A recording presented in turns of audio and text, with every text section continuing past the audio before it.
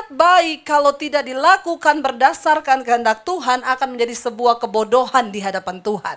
Amin. Jadi niat baik aja nggak cukup. Kalau udah ketemu hadirat Tuhan tuh luar biasa ya saudara. Saya berdoa dan saya berharap supaya setiap kita anak Tuhan, kita datang beribadah, kita mau ketemu Tuhan. Amin saudara. Ya, karena itu kalau datang ke gereja, tanggalkan semua pikiran kita, persoalan, pergumulan apapun, dan satu tujuan dan satu motivasi kita datang ke tempat ini berjumpa dengan Tuhan secara pribadi. Ya, kalau orang yang nggak ngerti, mungkin lihat saya aneh ya, kenapa sih nangis, kenapa sih gini ya. Kalau anak saya masih kecil, mami nangis kenapa, nggak punya duit ya. Tapi saya percaya di sini kita semua orang yang dewasa, amin. Kita tahu kenapa kita menangis ya, karena kita mengalami Tuhan. Ya, hari ini saya ingin menyampaikan, kita sama-sama mau belajar firman Tuhan. Saya kemarin dapat satu renungan saudara, cerita, sebenarnya bukan renungan ya, dan ini saya kembangkan menjadi bahan khotbah saya hari ini. Satu orang bapak kirimin saya sebuah renungan begini. Satu kali ada satu orang bapak kaya banget saudara, ya bukan kaya banget. Dia ini ya orang kaya, anak-anaknya juga semua sukses berhasil. Dia punya 3 orang anak laki-laki. Waktu dia mau mati, dia bilang sama ketiga anaknya gini, papa punya permintaan terakhir. Nanti kalau papa mati, ya papa cuma minta kalian bertiga letakkan uang 1 miliar di dalam peti ya. Dan itu permintaan terakhir papa. Papa minta kalian bertiga mengabulkan. Lalu pulang dari rumah sakit, anak 3 ini berunding saudara. Kira-kira kamu mau kasih nggak gitu ya. Terus anaknya yang gede bilang, kalau saya sih bakalan kasih ya, karena ya namanya juga permintaan terakhir. Anak yang kedua juga ngomong, saya juga sama, saya kayaknya bakalan kasih. Lalu mereka tanya sama yang bungsu, kamu kasih nggak? Ya saya pertimbangkan dulu deh, nanti kita lihat aja. Berapa hari kemudian bapaknya meninggal saudara. Di depan peti, anak yang nomor 1 nangis ya, papa saya minta maaf selama ini saya mungkin berdosa, tapi setidaknya permintaan terakhir papa saya kabulkan, ini uang 1 M ditaruh di samping peti.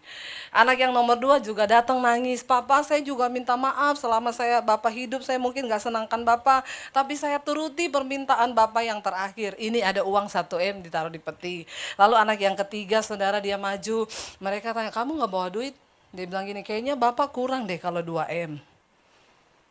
Terus kayaknya bapak butuh 5 M. Jadi saya ambil uang 2 M kalian, saya kasih bapak cek 5 M. Pinter nggak anak yang terakhir ini saudara? Karena bapaknya nggak mungkin nyairin cek kan? Orang udah mati mau dicairkan di mana? Lalu mamahnya yang ada di pinggir peti berkata begini, nak karena bapakmu sering lupa jadi mama yang pegang ceknya. Jadi yang lebih hebat siapa?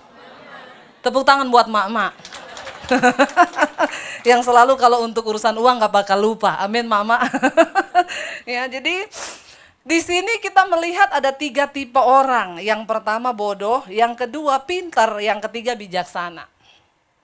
Saudara mau jadi yang mana? Halo? Ya, pintar dan bijaksana, nggak boleh 2 pak. 1 aja. Ya. Oke, kita akan bahas satu persatu. Orang bodoh ya, tentunya kita nggak bahas menurut dunia ini, tapi menurut standar Alkitab. Siapa orang bodoh itu? Buka Efesus pasal yang ke-5 ayat yang ke-17. Efesus pasal yang ke-5 ayat yang ke-17, menurut Alkitab orang bodoh itu siapa saudara? Kita baca sama-sama, 1, 2, 3. Sebab itu janganlah kamu bodoh, tetapi usahakanlah supaya kamu mengerti kehendak Tuhan. Efesus 5 ayat 17 berkata, sebab itu janganlah kamu bodoh, tetapi usahakanlah supaya kamu mengerti kehendak Tuhan. Orang bodoh di dalam Alkitab digambarkan sebagai orang yang tidak mengerti kehendak Tuhan.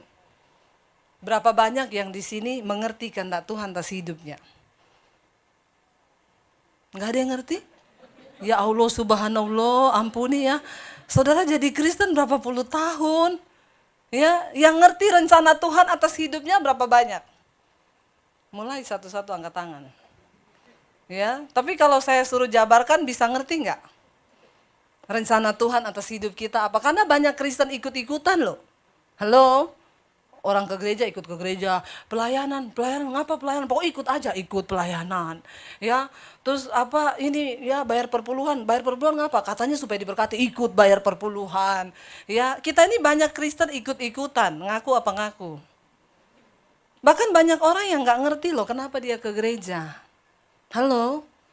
Dan ini sangat menyedihkan ketika saudara tidak tahu kenapa saudara berada di sini hari ini. Makanya saya suka sedih lihat orang Kristen kalau ibadah, yang lain udah tenangis-nangis nyembah Tuhan, ada yang cuma lihat-lihat. Coba saudara, ya, engkau nggak ngerti kehendak Tuhan atas hidupmu. Dan ini mengerikan, amin. Alkitab firman Tuhan bilang, jangan engkau bodoh, tapi usahakanlah supaya kamu mengerti kehendak Tuhan. Orang yang gak ngerti kehendak Tuhan dalam hidupnya itu dikategorikan sebagai orang bodoh. Karena bagi sebagian orang hidup ini ya begini aja. Ya saya lahir, nanti saya makan, jadi besar, saya kerja, dapat duit, lalu saya kawin. Habis kawin ya tua lah, habis tua ya mati. Kita sering kali berpikir hidup hanya sesimpel itu. Dulu ketika saya belum kenal Yesus, ya waktu saya masih Muslim, saudara, saya berpikir bahwa ya hidup itu cuma seperti itu aja. Bahkan tidak jarang saya menyalahkan Tuhan ketika saya menghadapi persoalan. Saya bilang, Tuhan, kenapa sih engkau kurang kerjaan ciptakan saya di dunia? Kalau kita bisa memilih untuk dilahirkan, kita pasti bisa pilih dong kita lahir di keluarga yang happy. Amin apa amin? Yang kaya, bener nggak? Apa yang kita mau ada. Ya, kita kalau bisa memilih, kita pasti memilih dengan muka yang cantik terlahir ke dunia ini. Bener nggak? Yang hidungnya mancung. Ya kulitnya putih, rambutnya bagus, tapi kan kita nggak pernah bisa memilih. Nah ketika saya bertobat di jamaah Tuhan tahun 95, saya terima Yesus secara pribadi, saya mengerti. Ternyata Tuhan punya rencana dan kehendak untuk menciptakan saya di dunia ini. Benar nggak? Untuk apa kita ada di dunia? Tuhan punya rencana. Sudahkah engkau mengetahui rencana Tuhan atas hidupmu? Amin. Saudara, karena kalau kita nggak temui kehendak Tuhan dalam hidup kita, kita capek loh hidup di dunia ini, benar capek. Tapi ketika kita temui, Rasul Paulus adalah orang yang sudah menemukan rencana dan kehendak Tuhan atas hidupnya. Sehingga dia bisa berkata, bagiku hidup adalah memberi buah bagi Kristus, mati adalah sebuah keuntungan. Rasul Paulus menyadari itu, bahwa hidup bagi dia adalah berbuah bagi Kristus, mati adalah sebuah keuntungan. Ada banyak orang yang gak ngerti kehendak Tuhan. Coba kita mulai dari rumah tangga. Ketika kita terpancing untuk ribut suami istri berantem, kehendak Tuhan bagi rumah tangga kita itu apa? Damai, sejahtera. Tapi kita lebih memilih berantem, ribut, atau bahkan sebagian orang memilih untuk bercerai. Apakah itu kehendak Tuhan? Kita bicara tentang kehendak Tuhan, saudara, jangan berpikir yang terlalu muluk-muluk ya.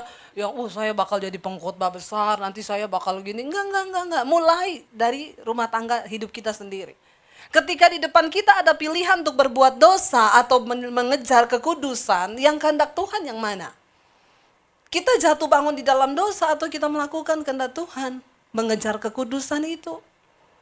Kalau kita masih jatuh bangun dalam dosa, maka kita dikatakan sebagai orang bodoh. Sekalipun kita sudah melayani Tuhan. Tapi kalau kita tidak melakukan kehendak Tuhan, kita bodoh, saudara. Satu contoh di dalam Alkitab, saudara, siapa? Raja Saul. Ya, coba kita buka ayatnya. Saul dikatakan orang yang bodoh di hadapan Tuhan. Kenapa? 1 Samuel pasal 13 ayat yang ke-8 mulai. Kita baca sama-sama.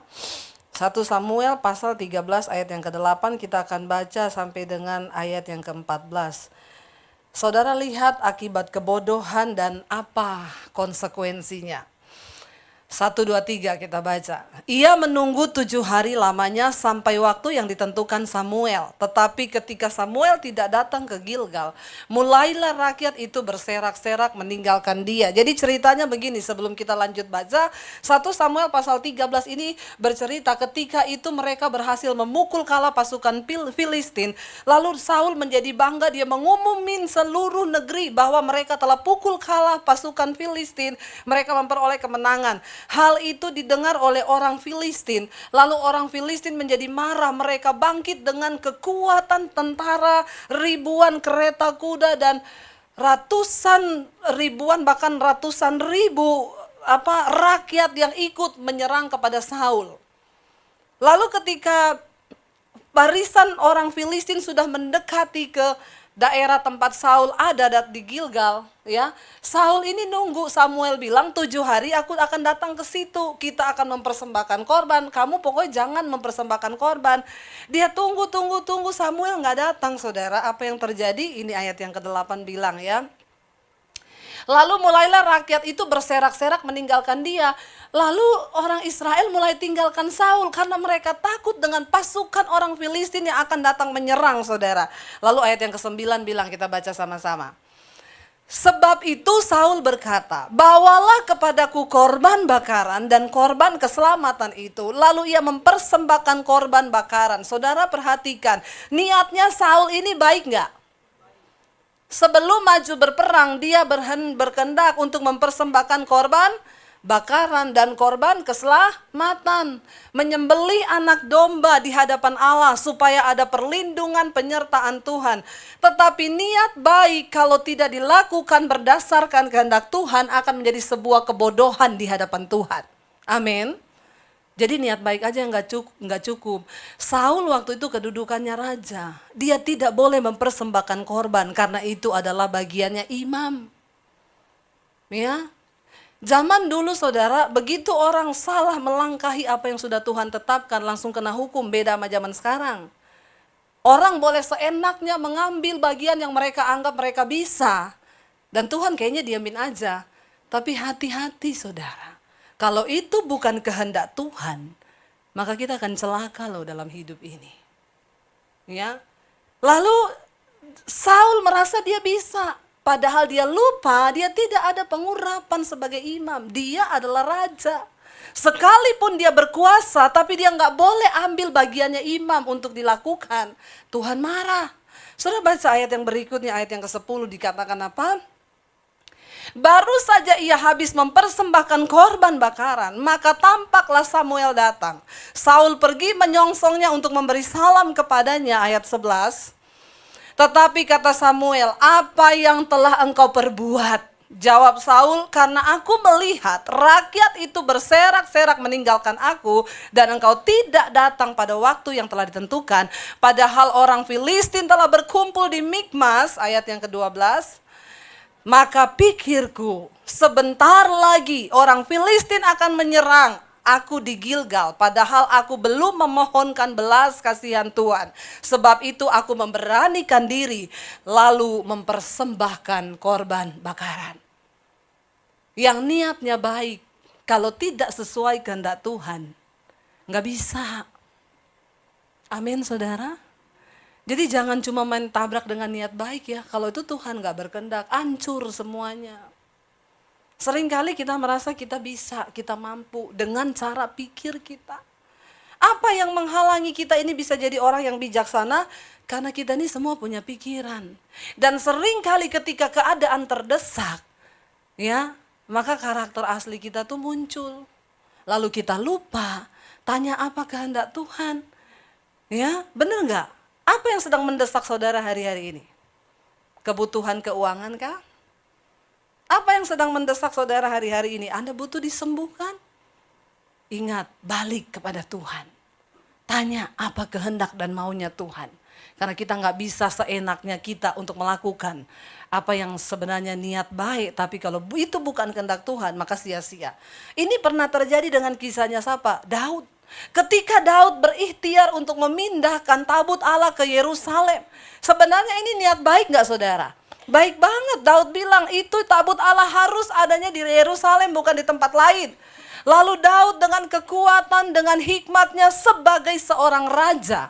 Dia pindahkan tabut itu tanpa meminta petunjuk para imam pada waktu itu. Diangkat tabut itu dengan iring-iringan pujian penyembahan. Ribuan orang disuruh mengiringi. Ketika tabut Allah itu hampir jatuh, lalu Usa. Saya mau tanya, niat baik, Usa itu punya niat baik gak? Baik, karena dia takut tabut itu akan jatuh. Lalu dia berusaha menahan tabut itu. Apa yang terjadi? Usa mati disambar api Tuhan.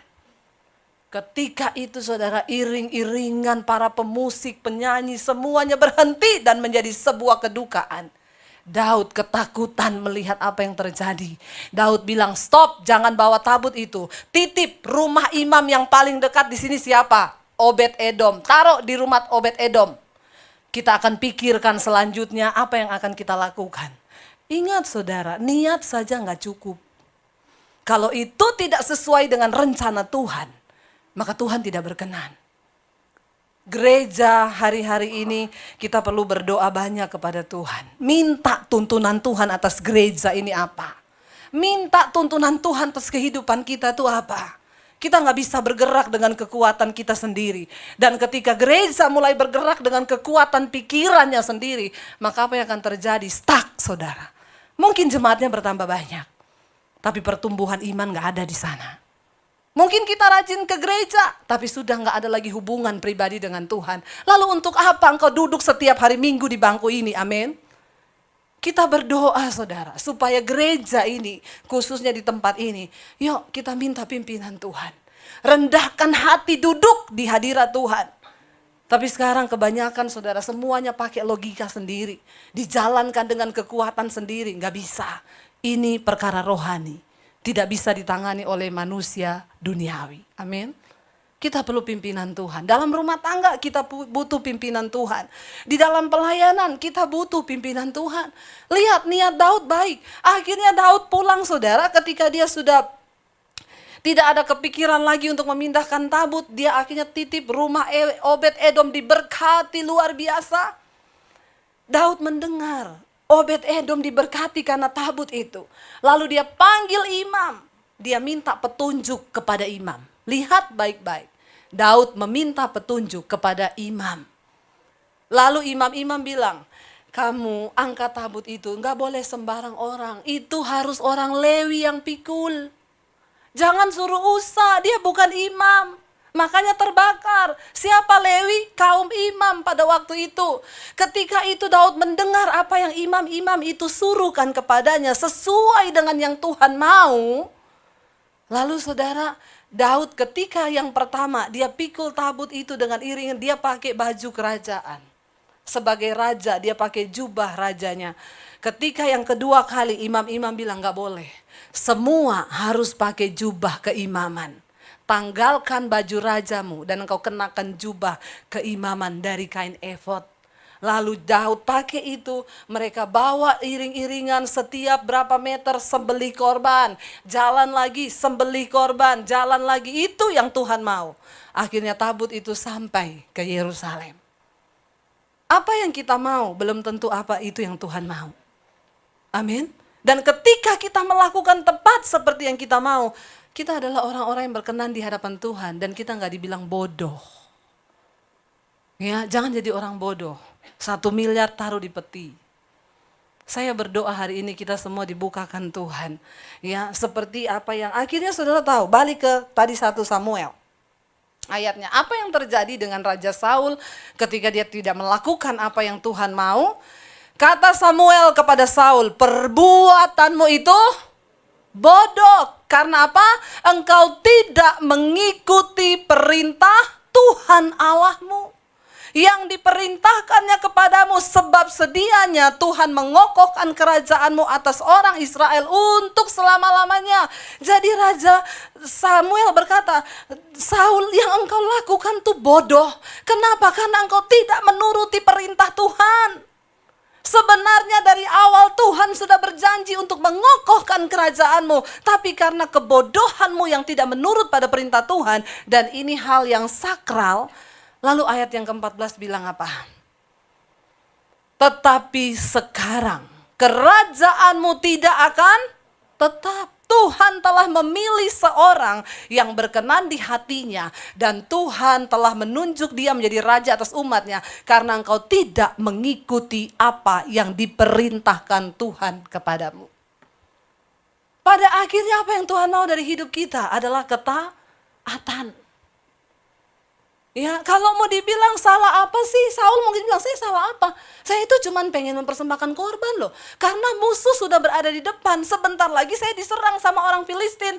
Saya pengen sebelum berperang, ya kita mempersembahkan korban. Sementara Nabi Samuel nggak datang-datang. Lalu salah saya tuh apa? Tapi Tuhan bilang, engkau melakukan apa yang bodoh dan itu nggak berkenan di mataku. Tadinya Tuhan sudah berjanji mengokohkan kerajaannya Saul. Saat itu juga Tuhan terpaksa langsung dapat pengganti Tuhan. Nggak lama-lama Samuel bilang, tetapi karena kebodohanmu itu, kerajaanmu tidak akan tetap. Dan Tuhan telah memilih seorang yang berkenan di hatinya. Amin saudara. Jangan paksakan apa yang bukan kehendak Tuhan. Yang muda-muda di sini yang belum menikah berdoa supaya engkau dapat jodoh yang sesuai kehendak Tuhan. Amin. Ya di belakang-belakang sana belum pada nikah itu. Ya, di atas 30 tahun Tuhan lepas tangan loh. Ya, berdoa supaya dapat yang sesuai kehendak Tuhan. Ya, bukan apa yang kita mau, tapi apa yang Tuhan mau. Karena hidup ini bukan hanya tentang apa yang kita mau, tapi apa yang Tuhan mau. Dan ketika apa yang Tuhan mau itu saya ingat ketika saya di Solo, Tuhan mau bawa saya ke Jakarta, waktu itu saya bergumul sudah. Tahu-tahu berapa hari itu nangis terus saya, nggak ada sebab, nggak ada apa, ya bukan lagi masalah keuangan, nangis terus. Lagi pelayanan nangis, lagi di mana nangis, di jalan nangis, di rumah nangis. Saya pikir ada apa ya? Akhirnya saya ambil satu komitmen untuk doa puasa saudara. Saya pengen tanya Tuhan apa yang Tuhan mau. Lalu saya ambil doa puasa, saya masuk ke menara doa, saya berdoa. Tuhan saya tahu engkau mau sampein sesuatu, sampai saya rasa begini terus tiap hari nangis. Ada apa Tuhan? Waktu saya doa saudara, saya dapatkan hati Tuhan. Tuhan berkata gini. Aku ingin hari-hari ini hamba-hambaku berdiri di atas dasar kebenaran. Aku akan membawa engkau keluar dari kota ini. Saya bilang, keluar dari kota ini saya tolak dalam nama Yesus. Karena saya baru beli rumah di Solo saudara. Dan kita tuh lagi menikmati rumah baru. Ya kenapa Tuhan mau bawa saya keluar? Saya pendam itu sendiri saudara. Menjadi sebuah pergumulan di hati saya gitu ya. Saya pendam. Satu saat iseng saya tanya sama suami saya gini, perasaanmu hari-hari ini pelayanan kita gimana? Dia bilang gini, aku ya jujur loh kalau aku rasa hari-hari ini aku stuck. Terus maksudmu kayaknya Tuhan mau bawa kita keluar ya dari kota ini. Saya langsung tengking dalam nama Yesus. Ternyata dia juga dapat yang sama. Dan itu benar-benar saudara kita gak mau. Mikir anak saya 3 udah sekolah lagi. Aduh mau pindah, akhirnya kita berdoa gini, beneran gak ya Tuhan mau bawa kita ya? Kira-kira kalau Tuhan bawa kita kemana, pindah kita kemana ya? Kata suami saya, kayaknya ke Batam. Kenapa ke Batam? Dia bilang, dulu aku pernah dapat panggilan untuk pelayanan di Batam. Waktu selesai sekolah Alkitab, kata suami saya. Saya bilang, kalau gak ke Batam kemana? Dia bilang, dulu kan di Jakarta ada pendeta, tawarin kita pindah ke Jakarta. Tapi waktu itu kita juga tolak. Enggak Pak, kita di Solo. Kenapa? Kita udah beli rumah di Solo. Kayaknya kalau udah punya rumah udah menetap banget di situ ya. Tapi pendeta itu bilang gini, enggak, kalian tuh bukan di Solo. Satu saat kalau kalian berubah pikiran, hubungi saya. Kasih tahu kalau kalian mau pindah ke Jakarta.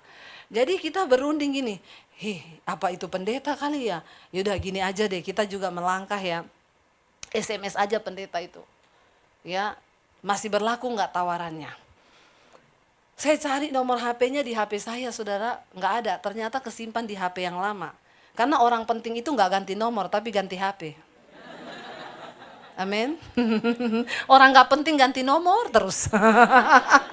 Tiap telepon yang Anda tuju, nomornya sudah ganti. Ya, apalagi telepon yang Anda tuju sudah berubah. Tapi orang penting ingat ya, ganti HP, amin.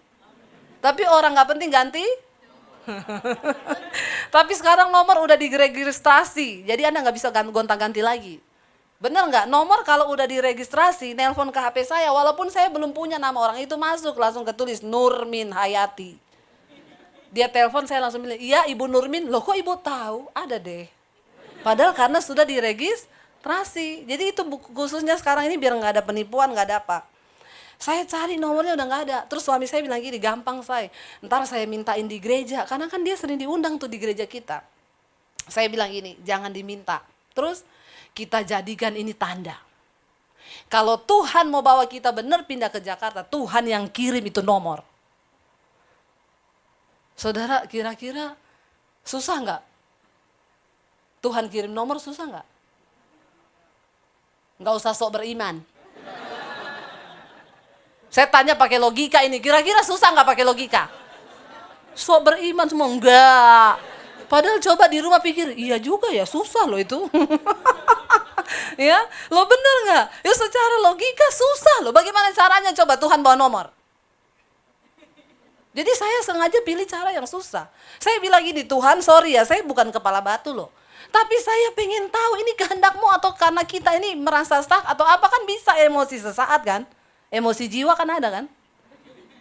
Jadi saya bilang, lah ini kan kita nggak salah. Tuhan, Engkau kan maha sanggup, Engkau maha kuasa, Engkau maha besar.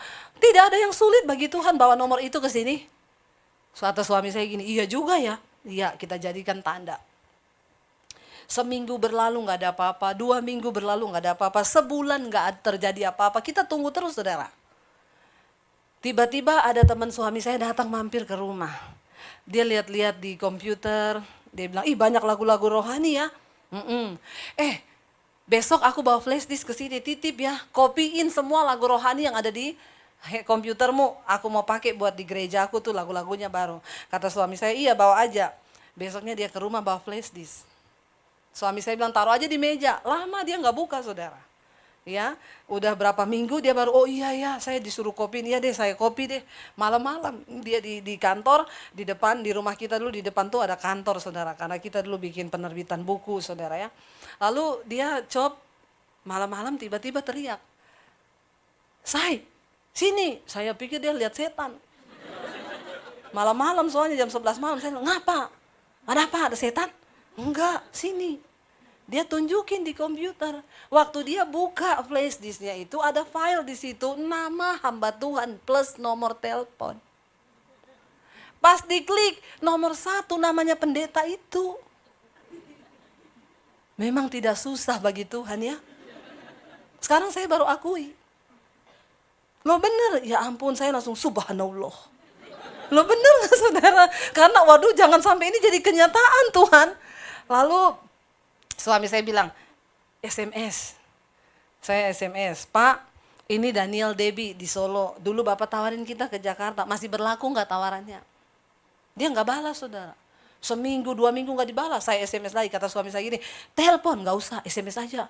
Kalau memang dia masih aktif kan mesti dia baca. Bener gak? Ya iya juga ya. Kan saya udah SMS berkali-kali. Gak mau telepon, gak usah. Orang saya berharap ini batal. Bener gak? Karena udah gak kepikiran nih kalau pindah bagaimana memulai dari nol. Aduh tuh gak gampang. Gak lama saya lagi pelayanan, suami pelayanan di gereja. Suami saya telepon, Say, kamu habis pelayanan ke gereja ya? Kenapa? Ada bapak itu di sini. Pendetanya di Jakarta. Iya, kita ketemu ya. Ya udah, saya datang ke gereja. Selesai acara, dia datang tanpa pemberitahuan saudara, mendadak juga dia datang. Saya bilang ini, Pak, saya boleh ketemu sama suami mau ngobrol? Iya, saya juga mau ketemu kalian. Terus sudah kita ketemu, Pak, Bapak terima SMS saya? Terima berkali-kali. Kebangetan ya. Nggak dibalas, nggak apa loh. Berkali-kali, sampai bosen. Loh Bapak kenapa nggak balas? Nggak, saya juga berdoa minta tanda. Kalau memang ini rencana Tuhan kalian pindah ke Jakarta, kita ketemu tanpa janjian. Saya memang gak mau balas SMS-mu. Tapi saya berdoa supaya Tuhan pertemukan kita tanpa janjian. Jadi ini memang gak ada rekayasa manusia. Dan hari ini kita bertemu tanpa janjian kan? Berarti ini digenapi Pak. Lalu dia bilang gini, ya gak tahu, tapi buktinya kita bertemu. Ya udah akhirnya ngobrol-ngobrol, bener udah yakin mau ke Jakarta. Kapan berangkat ke Jakarta? Jadi pengintai dulu. Pergi intai itu negeri. Kalau di tanah Kanaan kan susu dan madu ya. Kalau di sini penuh dan debu. Dan kemacetan. Yo jujur saudara, di Indonesia ini orang itu kalau hidup di Solo itu enak, tentram, damai, aman. masuk di majalah Times yang beredar di seluruh dunia. Di Indonesia untuk wilayah Bali itu terbaik untuk spirit. Orang kalau mau pergi ketemu Tuhan, pergilah di Bali, keadaannya tenang. Jakarta, salah satu kota yang terbaik di dunia untuk jiwa, terutama melatih kesabaran. Loh ini bener loh, saya nggak bercanda loh, masuk di majalah Times loh. Jadi Anda ada yang tinggal di Jakarta nggak sabar-sabar kebangetan. Karena pariwisatawan dunia datang ke sini untuk melatih kesabaran. Lu bener, karena makanya mereka bule-bule itu kalau jalan di jalan diklaksonin sama bajai, pem, pem, pem, pem. Dia udah tahu melatih kesabaran. Amin. Jadi siapa yang mau datang ke Jakarta? Ya udah saya berdoa, ya Pak, ya udah kita berangkat jadi pengintai ke Jakarta. Sampai di Jakarta saya ikut pelayanannya dia, ketemu jemaat, pendoa, anaknya narkoba, suaminya selingkuh. Ketemu lagi pelayan Tuhan, mau cerai sama suaminya. Saya bilang sama suami saya, ini Jakarta, ini memang begini kah? Jadi saya bilang sama suami, ya jujur ya secara spirit, peperanganku tuh di sini. Karena di Solo itu jemaatnya ayam-ayam. Lo bener, di Solo itu jarang orang selingkuh, keluarga itu yang gak bahagia banget, tapi juga gak berantem. Jadi di Solo itu pokoknya adem-adem ayam aja. Sama Tuhan ya nggak sungguh-sungguh, tapi ya nggak kebangetan murka gitu, nggak murtad, nggak.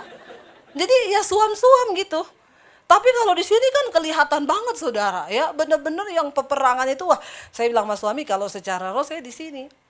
Lalu saya bergumul, pulang ke Solo, pendeta itu bilang pulang, berunding berdua, tanya Tuhan lagi. Kita pulang di Solo bergumul. Lalu kata saya sama suami, kalau kamu gimana? Dapatnya apa? Ya gini loh Say, kamu tuh kan perempuan. Perempuan itu gak pernah berpikir pakai logika. Kalau aku ini berpikir, ya kalau kita pindah di Jakarta, terus sumber keuangan kita dari mana? Terus saya tuh lagi nyicil rumah kan kita di Solo. Itu pendeta kan gak kasih kita keputusan, dia kasih kita berapa tiap bulan, gak ada. Jadi benar-benar harus pakai mata iman. Jadi kata suami saya gini ya, jadi ya kalau aku sih pertimbangan dulu ya. Nah di sini ini kan dia bilang di Solo itu kan dia koordinator musik. Adalah persembahan setiap bulan walaupun dia bukan full timer, tapi dia dapat persembahan tiap bulan. Dia bilang ini yang aku pakai buat bayar cicilan rumah. Nah kalau kita pindah, terus di sana nggak ada jaminan apa-apa, terus kita nggak bisa bayar rumah. Dan kita kan belum bisa bawa anak 3. Saya bergumul lagi, Tuhan nggak usah deh di sini aja. Ya, jadi kita berdoa, bergumul. Saya berdoa lagi, saya tengking dalam nama Yesus. Secara otak logika nggak bisa Tuhan. Saya nggak bisa. Lalu Tuhan tuh bilang gini, kamu bukan hamba yang berkenan. Saya kaget, loh kan di sini saya juga pelayanan. Suami saya pelayanan, ya cukuplah. Tuhan bilang, engkau memang melayani, tapi engkau tidak melakukan apa yang aku mau, tapi apa yang kamu mau. Lalu Tuhan kasih gambarannya begini, contoh kamu punya pembantu. Lalu kamu bilang, Mbak semua spray cuci ya, saya pulang nanti siang semua spray udah bersih. Saya pulang, Mbak spraynya kok nggak dicuci? Saya nggak mau cuci spray Bu, saya maunya cuci horden. Kira-kira saudara yang gaji pembantu gondok nggak? Loh kan saya suruh kamu cuci spray, ya tapi kan saya nggak mau cuci spray. Saudara pecat nggak dia? Dia iya kan, Tuhan bilang sama. Kamu mengaku hambaku, tapi kamu tidak melakukan apa yang aku mau, tapi apa yang kamu mau. Dan itulah perjalanan bersama iman. Bersama Tuhan dengan iman. Kita harus tanggalkan ini loh. Logika kita, akhirnya suami saya bilang, Say, kita udah dapat peneguhan loh. Jangan jual panggilan cuma demi uang. Iya kamu perempuan, imanmu nyampe, imanku gak nyampe.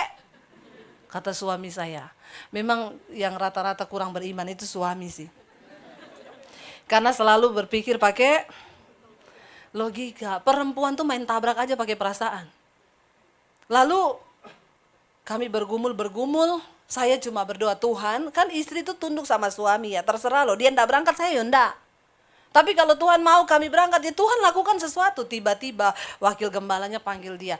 Pak Daniel, saya mau bicara.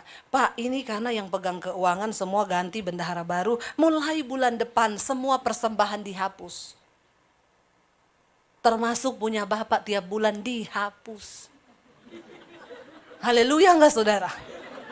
Memang harus dibikin begitu sama Tuhan. Kalau enggak ininya main terus. Terus dia bilang sama saya, "Say, gimana ini?" Nah itu yang kamu pertahankan tuh. Saya bilang juga apa? Berangkat aja. Sekarang udah nggak ada dasar untuk kamu berharap. Terus mau gimana? Ya udah deh, bulat hati ya, kita berangkat ke Jakarta. Iya, aku tak pamit dulu. Pamit ke wakil gembalanya, "Pak, saya juga sekalian mau pamit." Saya dapat panggilan, "Loh kok mendadak banget?" Enggak, sebenarnya udah lama kami gumuli. Dia nggak tahu itu peneguhan. Ya, "Oh gitu ya Pak, Pak jangan buru-buru diputusin deh. Saya ngomong ke gembala dulu," katanya dia. Besoknya dia telepon suami saya, "Pak Daniel, saya udah ngomong sama gembala. Jadi memang semua persembahan dihapus, kecuali punya bapak tidak." Saya giniin dia, "Terserah loh, saya udah nggak mau main-main sama Tuhan loh. Kalau kamu cuma berpegang di situ terserah." Tapi saya juga mengerti, dia kepala keluarga saudara. Dia juga harus memutuskan. Tapi untung dia punya istri yang gagah perkasa. Saya berusaha meyakinkan dia akan iman yang benar. Saya percaya kalau kita melangkah di jalannya Tuhan, Tuhan gak mungkin tinggalin kita. Jangan ibu-ibu udah suamimu down, makanya lu itu imanmu di mana? Pakai otak. Wah ini saudara ya, bisa suaminya gantung diri kalau udah begitu. Karena kita coba memahami, memang benar laki-laki itu pikirannya jauh loh.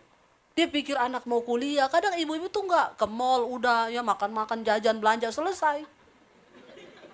Ya, dia nggak pikir suaminya itu mikir semua-muanya. Jadi ya akhirnya dia bilang sama wakil gembalanya gini, "Pak, sorry ya, nggak, saya mau nuruti apa yang Tuhan mau." "Waduh Pak Daniel, kalau bisa dipertimbangkan." "Sudah kami pertimbangkan." Dan itulah awal kami memulai berjalan dengan iman bersama Tuhan. Saya akan masuk yang kedua ini tentang orang pinter. Ya, kadang-kadang kepinteran logika kita itu menghalangi yang namanya kita percaya sama Tuhan. Orang pinter itu selalu cari untung buat diri sendiri, hitung-hitungannya. Kayak tadi tuh, kayaknya papa itu butuh 5M deh. Makanya saya kasih cek 5M, 2M kontan saya ambil.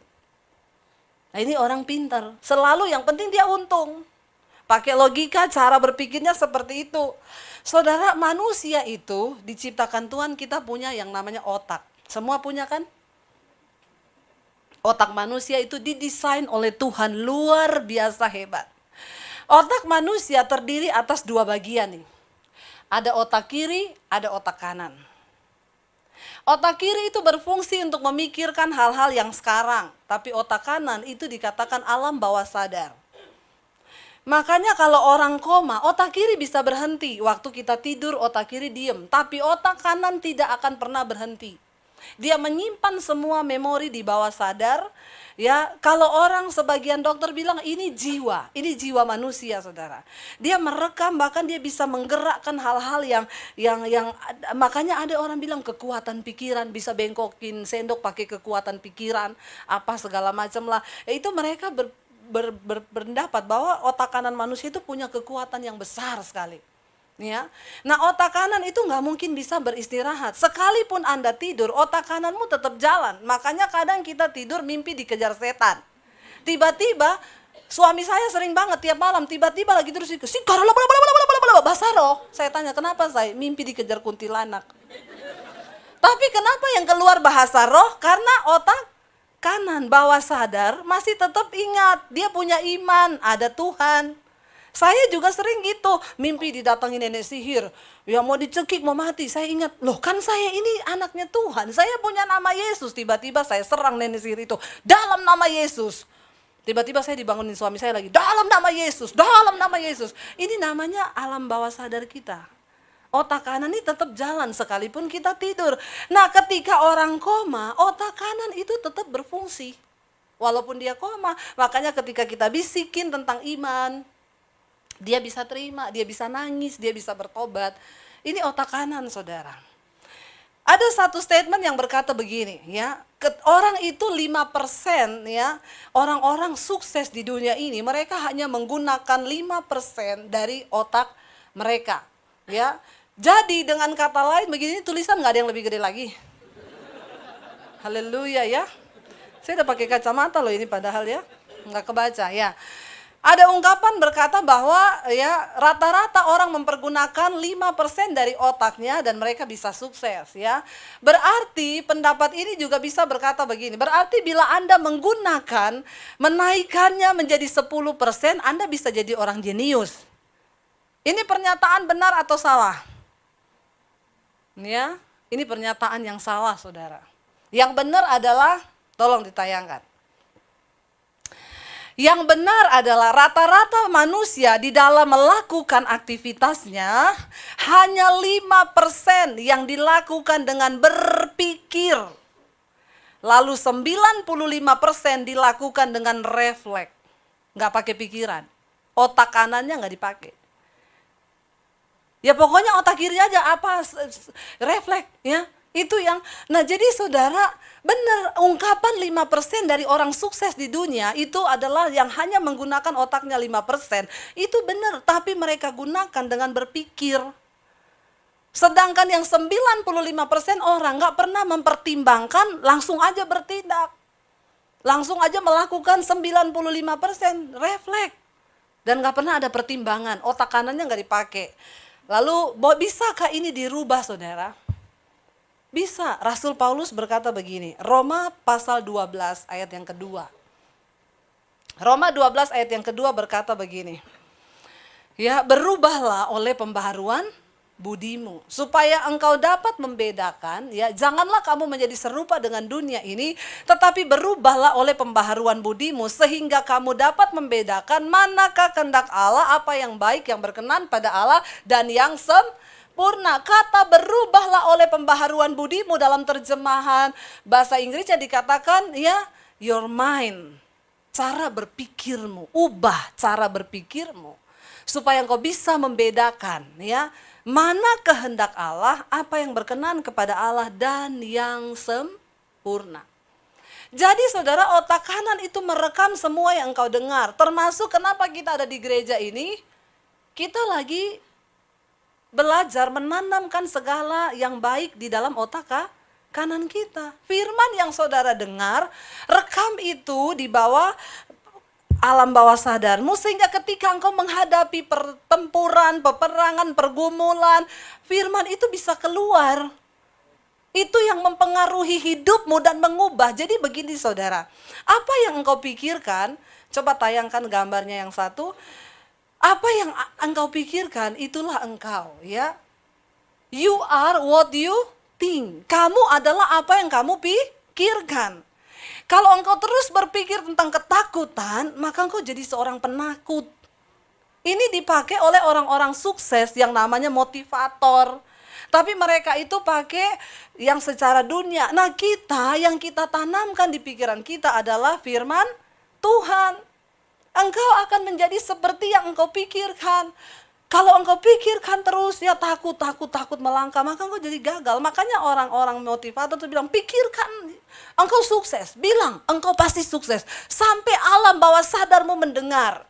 Ya itu kalau kita ikut seminar-seminar motivator tuh begitu. Berdiri bilang, aku sukses, aku sukses, aku sukses. Didengungkan terus. Ini yang Alkitab bilang, pikirkanlah semua yang baik, yang manis, yang patut dipuji, yang disebut kebajikan. Ya, yang baik, yang manis, yang suci, yang agung, yang kudus. Pikirkanlah semuanya itu kata firman Tuhan. Supaya pikiran kita ini berubah. Kenapa saudara? Karena ketika cara berpikirmu berubah, pikiran itu akan berbuah menjadi kehendak. Ketika kehendak itu terus dipupuk, dia berbuah menjadi sebuah tindakan. Dari tindakan itu berubah menjadi karakter. Karakter yang terus dilakukan berubah menjadi perilaku atau sifat. Sifat yang terus menerus dilakukan dinamakan kebiasaan. Kebiasaan melahirkan nasib. Ya, ketika itu menjadi kebiasaanmu setiap hari, ya maka nasibmu seperti itu. Enggak ada orang diciptakan dengan nasib miskin. Amin. Tapi kalau mentalnya, cara berpikirnya miskin, ya jadi miskin benar. Tapi ketika engkau merubah cara berpikirmu. Saya dulu pernah baca kisah suksesnya Andre Wongso, saudara. Dia motivator hebat, kalau diundang tuh ratusan juta bayarannya. Dia itu cuma anaknya seorang tukang jual pisang goreng di sekolah. Waktu itu dia nggak bisa bayar sekolah, lalu gurunya ya panggil mamahnya, ini dia nggak bisa lanjutin sekolah lagi ya, dia udah nggak bisa bayar sekolah dan juga kayaknya otaknya juga pas-pasan. Jadi ya udah kita keluarin dia. Mamanya memohon tolong kasih Andre kesempatan untuk sekolah. Akhirnya dia dapat beasiswa lalu dia bisa sekolah. Ya lalu mamanya bawa dia ke peramal. Waktu peramal baca garis tangannya, dia bilang gini, ini anak ditakdirkan nasibnya miskin. Sial. Udah ibu nggak usah repot-repot sekolahin karena dia nggak bakal jadi apa-apa. Dia nih nasibnya ditakdirkan miskin. Mamahnya bilang enggak, dia pasti bisa. Dengan semangat saudara dia berusaha, dia berubah dan dia sekarang jadi motivator hebat. Sekali undang ratusan juta saudara. Apa yang dibilang nasib? Tidak. Ketika engkau mengubah cara berpikirmu. Kita sudah dengar banyak kesaksian, siapa? Nick yang badannya cuma separuh. Dulu mau bunuh diri, terjun di kolam renang karena merasa nggak berharga. Tapi karena cinta dan penerimaan orang tua yang selalu peluk dia dan ngomong kamu berharga buat mama papa. Lalu dia bangkitkan dirinya. Dia bilang saya tidak akan tenggelam dalam keputusasaan dengan kondisi tubuh yang cacat ini. Tapi saya bisa melakukan sesuatu. Dia rubah cara berpikirnya. Makanya Alkitab bilang berubahlah oleh pembaharuan budimu. Hari ini apa yang bisa merubah budi kita? Tidak lain tidak bukan adalah firman Tuhan. Ucapkan firman. Kenapa kita ada di gereja ini? Ya, kenapa kita nyanyikan lagu? Kenapa kita dengar firman? Ini gunanya untuk mencuci loh. Otak kita ini kita masukin dengan hal-hal yang positif yang dari Tuhan. Bahwa Tuhan itu sanggup. Kita nyanyikan pujian tadi, ya pujian yang kita nyanyikan itu kan bisa merubah ya. Misalnya kita nyanyi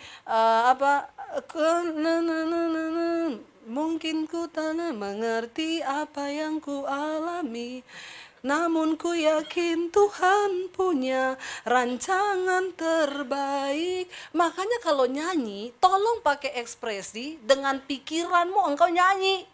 Amin. Jangan cuma nyanyi baca, pertolonganku datang darimu, Yesus yang ku percaya. Sebaliknya pemain musik juga yang main dengan hati dan pikiran itu terlihat. Ya, ketika dia main biola sambil tutup mata, dia juga di hati dan pikiran yang tak Tapi coba kalau ada main biola itu kan saudara juga terasa kan? Dia tidak menjiwai, benar nggak? Ada pemain keyboard yang main piano misalnya, lagi main terus, ya itu kan biasa tuh kalau jiwanya main, dia juga ikut soul. Makanya orang tuh bilang gini, beda ya mainnya, ada soulnya. Kenapa dibilang ada soulnya? Karena pikirannya ikut main musik, jiwanya, perasaannya juga di situ. Amin saudara. Itu kita bisa lihat di situ, ya dia main tadi piano mainnya, dia sambil meresapi apa yang dia mainkan, itu pasti beda. Kita rasakan sesuatu yang berbeda. Sebaliknya jemaat juga, engkau nyanyi cuma nyanyi, maaf Anda pulang gak dapat apa-apa. Itu yang Alkitab bilang engkau bodoh, gak ngerti kehendak Tuhan. Tapi ketika engkau nyanyi dari hati, kenapa kita nyanyi? Yang kita ucapkan itu semua nyanyian di gereja itu kan semua pakai firman. Gunanya apa? Waktu engkau menghadapi tekanan, engkau merasa tidak mampu lagi, setan bilang keadaanmu buruk, kamu tidak bisa bangkit. Tiba-tiba engkau ingat dari alam bawah sadarmu, engkau pernah nyanyikan pujian yang sesuai dengan firman. Yang tak mungkin bagiku, semua mungkin bagimu. Amin. Itu karena cara berpikirmu diubah. Apa yang kau isi di pikiranmu, itu yang akan memerintah engkau melakukan sesuatu menjadi tindakan, lalu itu menjadi nasib. Orang kalau tiap hari nonton film porno, otaknya porno terus. Lihat kambing, gak pakai celana tuh kambing. Iya memang kambing dari dulu gak pakai celana. Hello, bener gak? Tapi ketika engkau taruh di otak itu firman, ya ketika engkau sedang dalam putus asa, firman itu berbicara. Apa yang tidak mungkin bagi manusia itu sanggup dilakukan oleh Allah. Makanya Rasul Paulus bilang begini. Ya, coba saya kasih satu ayat ya. Saudara belum bosan kan? Saya aja masih berapi-api loh. Ya, ayat 1 Filipi 3 ya, ayat yang ke-7 sampai ayat yang ke-8.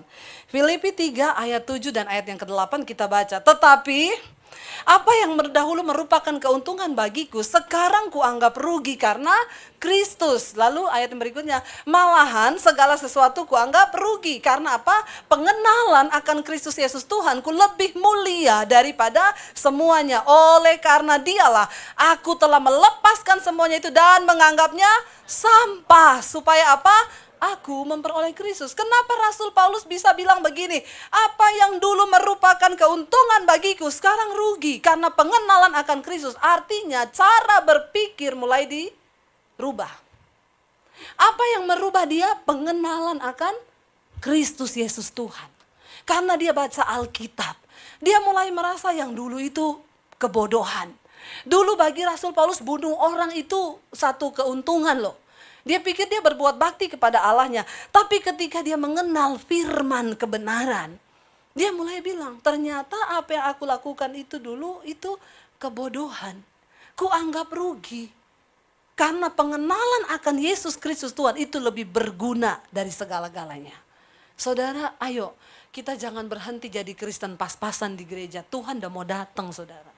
Berubahlah oleh pembaharuan budimu. Makanya Rasul Paulus berkata ayat yang ke 1 Korintus pasal 9 ayat 27. Ya, kali ini banyak ayat saudara, biar Anda yakin benar. Ya, dicatat, pulang ke rumah baca Alkitab, lagi tidak ada apa-apa, baca Alkitab di HP kan ada ya, baca sama-sama. Ini yang dilakukan Rasul Paulus. 1, 2, 3. Tetapi aku melatih tubuhku, menguasainya seluruhnya. Supaya apa? Sesudah memberitakan Injil kepada orang lain, jangan aku sendiri ditolak. Ini menjadi satu yang memotivasi Rasul Paulus untuk mengubah hidupnya. Dia takut ditolak sama Tuhan. Kalau sekerasnya Rasul Paulus aja takut ditolak, apalagi kita-kita ini. Halo. Saya undang para imam musik. Saudara, Rasul Paulus yang tiap hari dia bilang, setiap hari aku berada dalam bahaya maut karena nama Yesus. Aku dipenjara karena Yesus, aku dikaram kapal, aku dianiaya, aku mau dibunuh karena nama Yesus. Masih bilang, aku takut ditolak. Apalagi kita, penderitaannya kita sekarang ini apa? Yang alay-alay atau yang karena Kristus? Paling cuma gak bisa bayar cicilan, amin. Ya, penderitaan kita ini sekarang apa? Saya difitnah, paling cuma yang gitu-gitu. Ada di antara kita yang mau dibunuh karena nama Yesus?